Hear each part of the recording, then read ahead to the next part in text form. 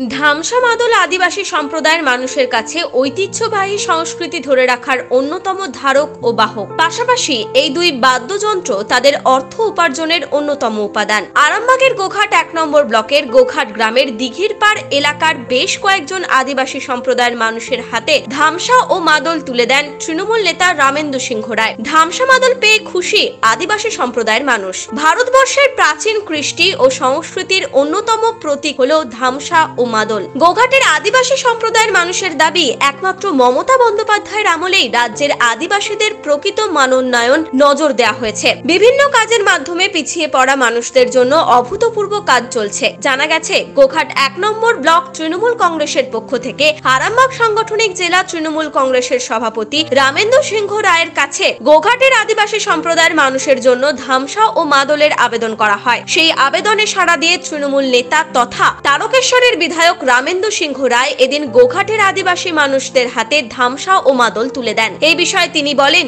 মা মাটি মানুষের সরকার গঠনের পর থেকে বাংলার মুখ্যমন্ত্রী মমতা বন্দ্যোপাধ্যায় সমাজের সকল স্তরের মানুষের পাশে আছে। আদিবাসী মানুষও এই পরিবারের একজন। আদিবাসী মানুষ ধামসা ও মাদলের দ্বারা নাচ গানের মাধ্যমে তাদের জাতিসত্তা বজায় রাখে। তাই এই কৃষ্টি ও সংস্কৃতি ধরে রাখতেই এই ধামসা ও মাদল দেওয়া হলো। এরাও আমাদেরই পরিবারের একজন। মা মাটি মানুষের সরকার গঠন হওয়ার পর থেকে আমাদের মাননীয় মুখ্যমন্ত্রী মমতা বন্দ্যোপাধ্যায় তিনি সমাজের সব স্তরের মানুষের পাশে আছেন।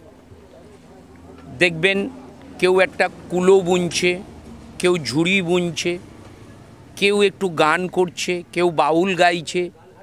ঠিক তেমনি আমার আদিবাসী বোনেরা তারা এই ধামসা মাদলে তারা তাদের যে জাতিসত্তাকে বজায় রাখে, তাদের যে আদিবাসী নাচ গান, তা এরা আমাদের বিভিন্ন প্রোগ্রামেতে যায়।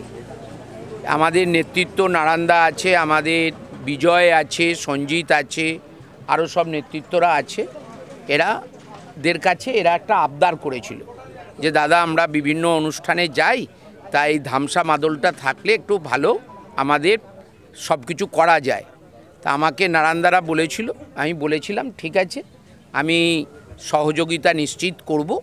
তাই সেই সহযোগিতার মধ্যে আদিবাসীদের যে জাতিসত্তাটাকে ধরে রাখতে পারে, সারা দিন তো মাঠে খাটে, সন্ধ্যাবেলায় যাতে একটুখানি এই নাচ গান এগুলো করতে পারে, ওদেরও মনের দিক থেকে তৃপ্তি।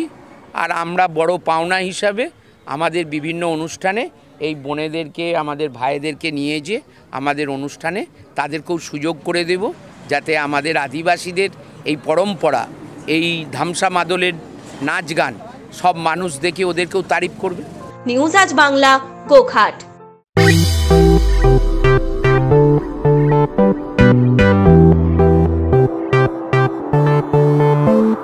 এবার আরামবাগে এসে গেল বং পিৎজা। আভিজাত্যপূর্ণ বাঙালিয়ানা পরিবেশে সুস্বাদু খাবার নিয়ে আপনার শহরে হাজির বং পিৎজা। ঠিকানাটা অবশ্যই মনে রাখবেন, link road, Arambagh, bank of ইন্ডিয়ার পাশেই। আরাম করে রাজশাহী পরিবেশে খাবার নাম বং পিৎজা।